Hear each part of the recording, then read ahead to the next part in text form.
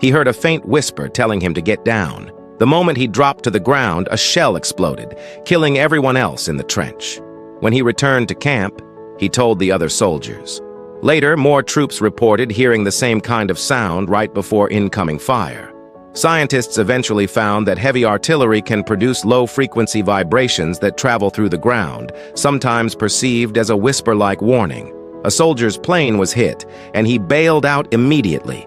While descending, enemy forces kept firing, so he played dead after landing. A plane flew in low to check on him. As the pilot opened the canopy, he suddenly pulled out a pistol and fired into the cockpit. The aircraft spun out of control, and he made it out alive. Although he was later captured, he was eventually recognized as a hero. Next episode, what would happen if an onion grew 1,000 meters wide?